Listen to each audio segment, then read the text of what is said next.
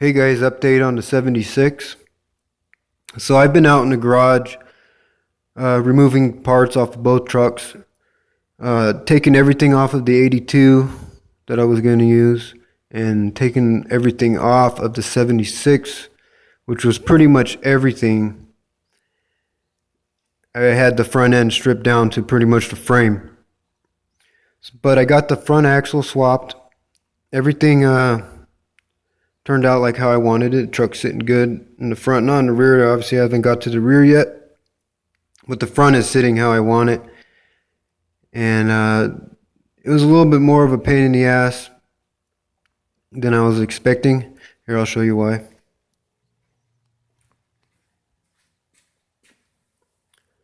So these long travel springs, they're nice, but they're a pain in the ass to get in because they compress a lot. When there's no weight on them, they're arched a lot. It's like putting on an 8-inch lift. That's how much curve they have. So I picked up a brand new floor jack just to do the swap. Now that floor jack could go over 21 inches, and it still wasn't high enough to roll this axle under it, because when I had the frame stripped down, I put the springs on first, and then because this axle is heavy. This axle weighs 600 pounds. So working by yourself, you ain't lifting this thing. So I have to keep it on the tires so I could roll it into position.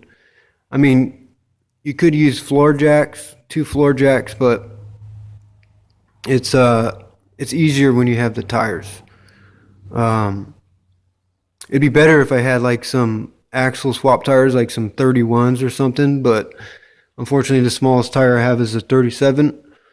I also had to cut the fenders so that the tire would roll under it, because working in a garage, I don't have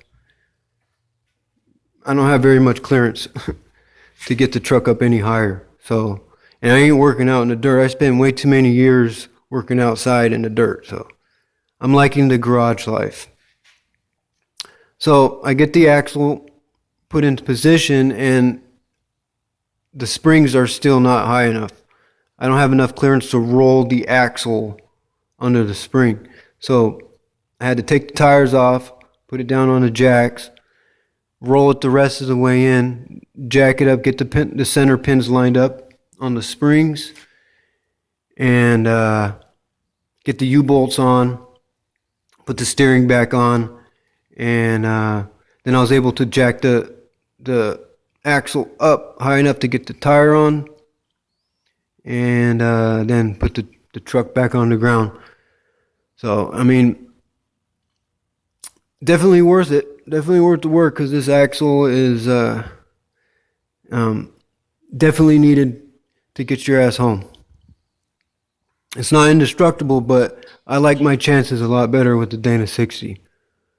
So next step is to get the steering all done. I got to take the steering box off the 82.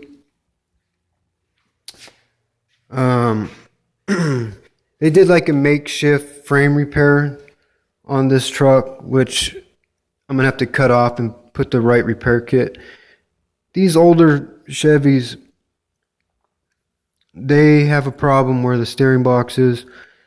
It always cracks. It's just a design problem. It's a poor design. So by going crossover steering and ram assist and all that stuff, especially going ram assist, it's going to fix that problem. But unfortunately, because these trucks are, this truck's 40 years old, you're going to have problems where the frame is going to crack. And I've owned 3 square bodies, and all 3 of them have had crack frame where the steering box is. So it's not a big deal. They sell the repair kit, and then plus if you go crossover steering, the steering geometry is just way better. Plus, if you're trying to get any travel out of the front, you have to go crossover, because you're going from like a 1 foot long tie rod to one that's going 3 feet long, 3.5 feet long. So you're getting more travel out of your drag link. So I'm gonna get the steering all done, get the ram hooked up. I am gonna put an external reservoir for the ram because the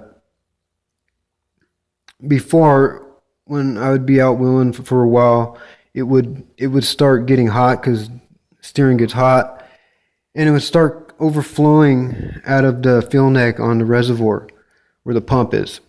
So this is a good opportunity to put an external reservoir and fix that problem. So get the steering done, the frame fixed. Oh, I got to mount the shocks. I got to put new shock mounts, and so I still got some work I got to do on this front end to get it where I want it. And then I want to get the front end done before I start diving into the rear, because the rear is going to be totally redone. I'm going to have to take my 14 bolt out of the 82, completely cut all the perches off it, all the shock mounts. It's going to have to be stripped down pretty much. And because I have to adjust the pinion angle for this wheelbase. So because of that, now the position on the shock mounts is not going to be right. So in other words, it needs to be completely stripped down and redone. So I want to focus on the front end. Instead of getting like scatterbrained and doing too many things at once, I want to get the front end done. And then once this is ready, I will jump on the rear and get that knocked out. So that's where I am. And thanks for watching, guys.